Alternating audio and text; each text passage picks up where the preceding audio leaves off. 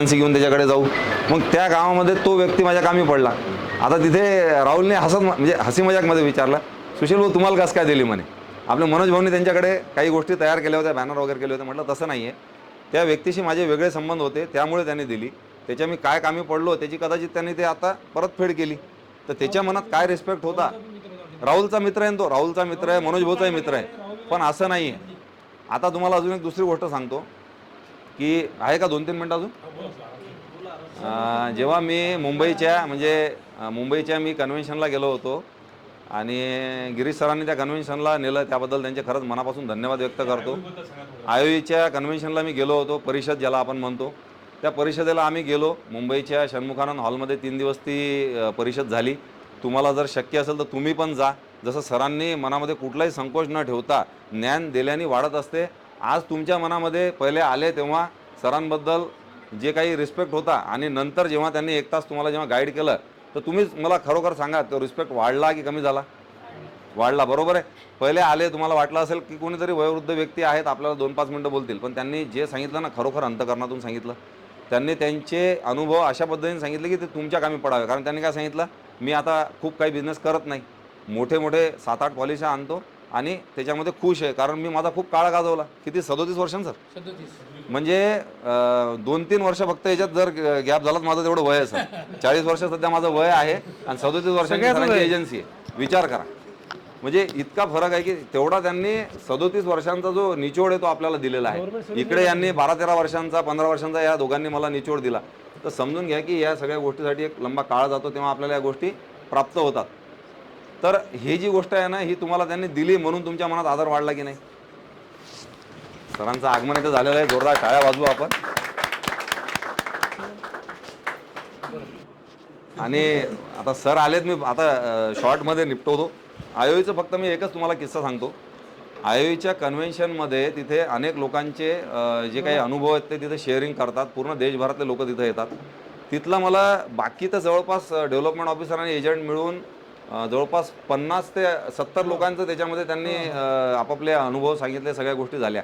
मला त्यातला फक्त एक व्यक्ती आठवत आहे, सुरेश गुप्ता नावाचा, उत्तर प्रदेशचा रहिवासी होता. हे तुम्हाला सांगणं याच्यासाठी आवश्यक आहे की आपण जे म्हणतो की आपल्या आयुष्यात अडचणी आहेत, आपल्याला LICचा धंदा करताना कठीणाई येतात, साऱ्या जमान्याचे आपण त्यात प्रॉब्लेम सांगत असतो की मी मार्केटमध्ये गेलो, मला भेटलंच नाही, असं नाही तसं नाही. त्याचं कारण आहे, आपण आपल्या स्वतःच्या होम टाऊनमध्ये आहोत, आपल्या स्टेटमध्ये आहोत. आपण आपली इथली रिजनल लँग्वेज जाणतो म्हणून आपल्याला सगळ्या गोष्टींचं असं वाटतं, आपण तिथे एक्सक्युजेस देऊ शकतो. पण आपण जेव्हा हा जो किस्सा ऐकणार ना, कदाचित त्याच्यानंतर तुमची मानसिकता बदलेल असं मला वाटतं, कारण माझी बदलली. आयोच्या कन्व्हेन्शनमध्ये सुरेश गुप्ता हे उत्तर प्रदेशचे रहिवासी मुंबईच्या त्या कार्यक्रमामध्ये आल्याच्यानंतर त्यांनी त्यांचा अनुभव सांगितला की मी आजपासून जवळपास 10 ते 11 वर्षापूर्वी या भागामध्ये आलो, मुंबईमध्ये आलो, कामाच्या शोधात आलो. त्यांनी तिथे अनुभव सांगितला की मला इथे काम माहीत नव्हतं. LICचा माझा तो दूरपर्यंत संबंध नाही, मला माहीतच नव्हतं LIC काय असते, कारण माझं तेवढं शिक्षण नाही. मी काहीतरी 12वी फेल का काहीतरी असं त्याचं एज्युकेशन होतं.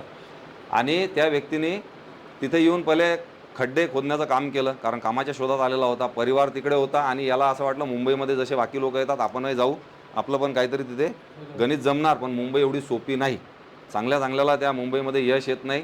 एवढे मोठे आपण सगळ्या कलावंतांचे आपण अनुभव ऐकत असतो की त्यांना सुरुवातीच्या काळात किती परिश्रम आणि कठीणाई आल्या. तर हा काही त्यातला काही वेगळा नव्हता. याने तिथे खड्डे खोदण्याचं काम केलं. त्या दिवसभरातून त्याला जे काही 10 रुपये 15 रुपये भेटले, त्यातून 7 रुपयाची त्यांनी तेव्हा ती जी काही राईस प्लेट होती ती त्यांनी जेवण केलं. उरलेले जे काही 3-4 रुपये होते ते खिशात ठेवले आणि दुसऱ्या दिवशी तेच काम केलं. पण त्याच्या लक्षात आलं की हातात खूप छाले आले, त्याच्याने ते काम होणार नाही. मग तिथे जवळ त्याच्या खिशामध्ये जे काही 10, 12, 15 रुपये उरलेले होते, त्या उरलेल्या पैशातून जवळ एक फ्रूटवाला होता. आणि तिथे मुंबईमध्ये त्याला लक्षात आलं की सुशिक्षित लोक आपल्याशी बोलत नाही, अशिक्षित लोकांशी आपण बोलू शकतो, किमान आपल्याला ते दोन शब्द बोलतात तरी. सूटबूटवाले लोक बोलत नाहीत.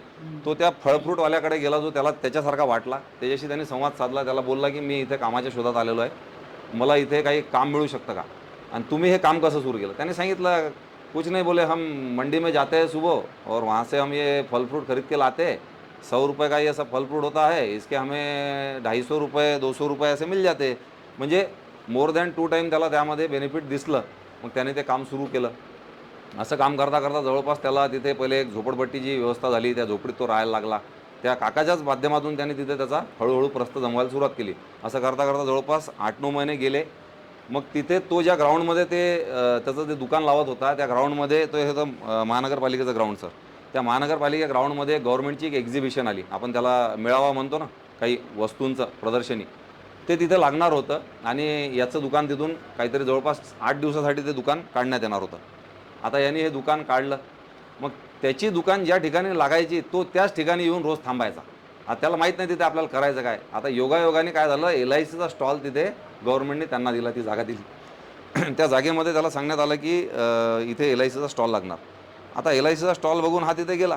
आपली जागा आहे बा, त्याला रोज वाटायचं या इथे मला आता गाडी लावायची, पण ते काही जमत नव्हतं. 8 दिवस तर त्याला फिक्स होते.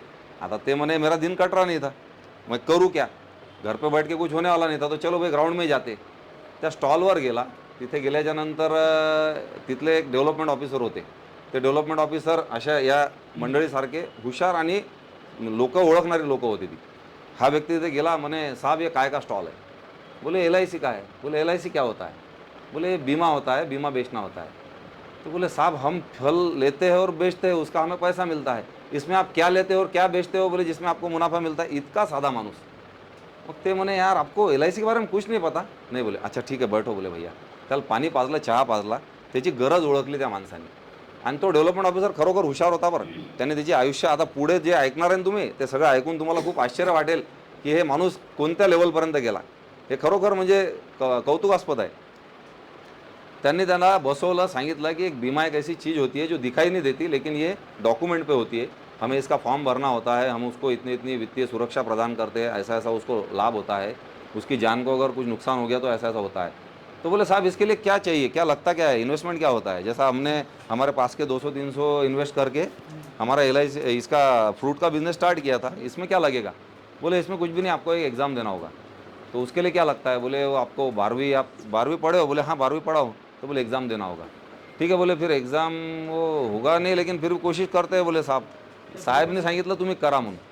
कसं तसं करून त्याची एक्झाम तो एकदाचा पास झाला. पास झाल्याच्या नंतर सर त्याने सांगितलं मी 8 दिवस फिरलो मुंबईसारख्या शहरात. मला काही म्हणजे पॉलिसी वगैरे भेटत नव्हती, रिस्पॉन्स भेटत नव्हता, मनात 100 प्रश्न होते. आता एजन्सी घेतल्या तर नॉलेज येणारच नाही आहे. पण त्या साहेबांनी त्याला सातत्याने सांगत राहिले की तू कुठेही तुला अडचण आली मी आहे, मला सांग, मी येतो सोबत. अशा पद्धतीने त्या माणसाने त्याला तयार केलं. त्या माणसाने एक गोष्ट त्यातली ओळखली होती, त्याला शिक्षण कमी आहे पण हा माणूस प्रामाणिक आहे. याच्या जे ओठात आहे ते पोटात आहे आणि जे पोटात आहे ते ओठात आहे. म्हणजे याची भूमिका वेगळी नव्हती. मग आता असं झालं की 9व्या-10व्या दिवशी साहेबांना घेऊन तो एक पार्टीकडे, ज्याची त्यांनी अपॉइंटमेंट घेतली होती त्याच्याकडे गेला.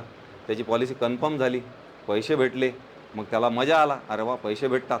मग पार्ट टाईममध्ये आपली गाडी सुरू झाली की बा आता दिवसभर आपण फ्रूट विकायचे आणि संध्याकाळच्या वेळी आपण मार्केटमध्ये फिरून LICचा व्यवसाय करायचा. असं करता करता जवळपास 1-2 वर्षाच्या नंतर माणूस आला. एक दिवस डेव्हलपमेंट ऑफिसर LICच्या ब्रांचमध्ये बसलेले होते. तिथे येऊन सांगितलं साहब आज से धंदा बंद. साहब उठून उभे झाले. अरे भाई इतना अच्छा चल रहा है, तेरे को इतना कमीशन मिला, धंधा क्यों बंद. अरे साहब LIC का नहीं, फल फ्रूट का धंदा बंद. ते म्हणे अच्छा अरे यार ऐसा बोलो ना. मग त्याला बरं वाटलं. LICचा धंदा कंटिन्यू करणार असं त्यांनी त्या दिवशी घोषित केलं.